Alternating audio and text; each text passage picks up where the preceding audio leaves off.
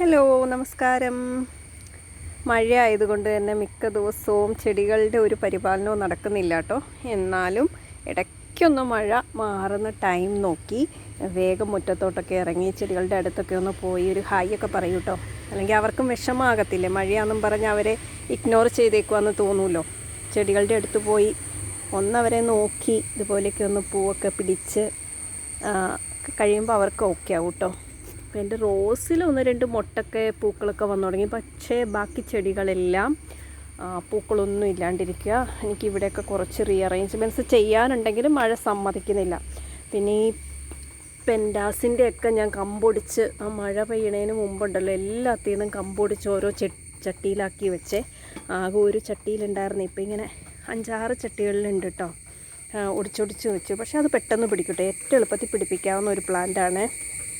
പിന്നെ നമ്മുടെ fire cracker പ്ലാന്റിലൊന്നും പൂക്കളില്ല. പിന്നെ ഇത് കണ്ടോ, ഞാൻ ഒരു ഫ്ലവർ ടവർ ഉണ്ടാക്കാൻ വേണ്ടിയിട്ട് സെറ്റ് ചെയ്തിരിക്കുന്നതാണ് ഈ അറേഞ്ച്മെൻറ്റ്സ്. ഇത് ഓസ്ട്രേലിയൻ ഗോൾഡ് വൈൻ എന്നാണെന്ന് തോന്നുന്നു ഇതിൻ്റെ പേര്.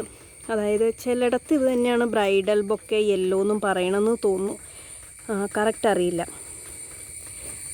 അപ്പോൾ ഇതിങ്ങനെ സ്റ്റാൻഡിൽ അറേഞ്ച് ചെയ്തിട്ടുണ്ട്. പിടിച്ചിട്ടുണ്ട് കേട്ടോ, നന്നായിട്ട് പിടിച്ചിട്ടുണ്ട്. പിന്നെ ഇത് ഹൈബ്രിഡ് രംഗൂൺ ക്രീപ്പറാണ്. നന്നായിട്ട് ഫ്ലവർ ഉണ്ടായിരുന്നു. എൻ്റെ മുമ്പത്തെ വീഡിയോസിലൊക്കെ കണ്ടാലറിയാം.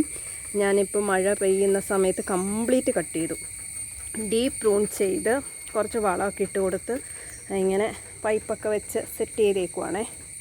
വളരുന്നതനുസരിച്ച് ഇനി ഒരു എക്സ്ട്രാ എന്തെങ്കിലുമൊക്കെ ചെയ്ത് കൊടുക്കണം. പിന്നെ ഇത് നമ്മുടെ കാർഡിനൽ ക്രീപ്പർ പ്ലാന്റ് നന്നായിട്ട് വളർന്നിട്ടുണ്ട്, പക്ഷെ പൂക്കൾ വരുന്നില്ല. ആദ്യമൊക്കെ നല്ല പൂക്കളായിരുന്നു, ഇപ്പോൾ പൂക്കൾ ഇടുന്നില്ല. എന്താണെന്ന് അറിയില്ല, മഴ മാറുമ്പോൾ വരുമായിരിക്കും.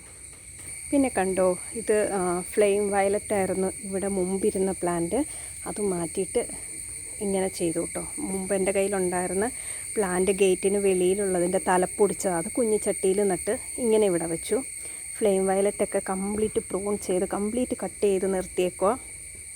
അപ്പോൾ ഇവിടെ ഇങ്ങനെ സെറ്റ് ചെയ്തു. ഇതൊക്കെയാണ് വിശേഷങ്ങൾ. Bye bye.